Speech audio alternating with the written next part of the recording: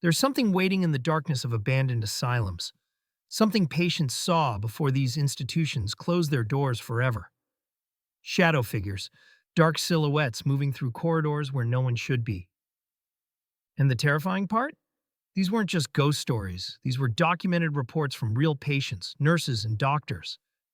Let me take you inside the most haunted psychiatric hospitals in America, where the line between madness and the paranormal became impossibly thin.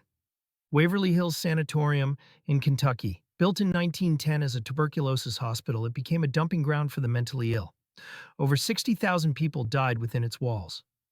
Patients reported seeing shadow people crawling across the ceilings. Not walking, crawling. Nurses documented encounters with a mysterious man in white drifting through corridors at 3 in the morning. When the facility opened for tours in 2001, visitors watched human-shaped shadows cross through laser grids projected on walls.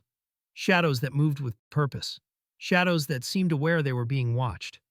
But Waverly Hills wasn't alone.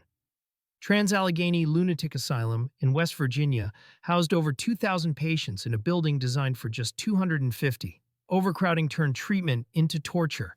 Patients spoke of black shadows that would enter their rooms and drain the energy from the air. They called them life suckers. Staff reported feeling physically ill in certain areas, overcome by nausea and dread. One spirit, known only as Slewfoot, was believed to be a murderer who killed patients in the upstairs bathroom.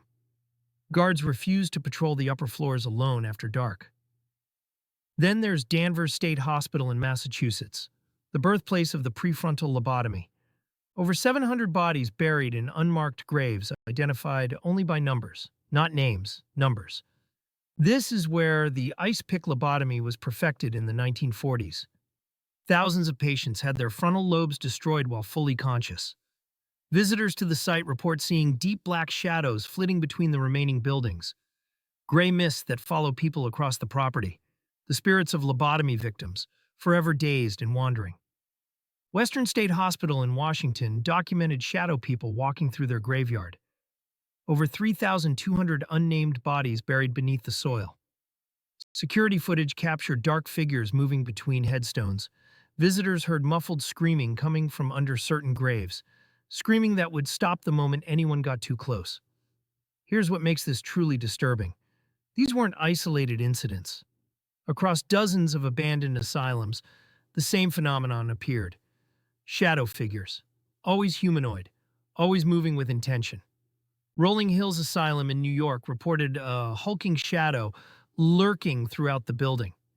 Athens Mental Hospital in Ohio documented gray apparitions in the ward where a patient's body decomposed for 6 weeks before being discovered, leaving a permanent stain on the floor that remains to this day. The question that haunts investigators: were these patients experiencing hallucinations brought on by their conditions and the brutal treatments? Or were they seeing something real, something that fed on suffering and never left, even after the living abandoned these places? Psychiatric records from the 1930s and 40s contain detailed interviews with patients describing identical encounters. Dark figures at the foot of their beds, shadows watching from doorways, silhouettes that moved against the light. Nurses reported the same sightings in their incident logs. Doctors documented unexplained phenomena they couldn't rationalize. When these institutions closed during deinstitutionalization in the 1960s and 70s, the buildings were left to decay. But the shadows remained. Every paranormal investigation team that's entered these ruins reports the same thing. They're not alone. Something is still there, still watching, still waiting in the darkness where thousands suffered and died. The shadow figures of abandoned asylums aren't just ghost stories. They're documented across decades of patient testimony, staff reports, and modern investigations. Whatever haunts these places has been there since the beginning, and it's never leaving.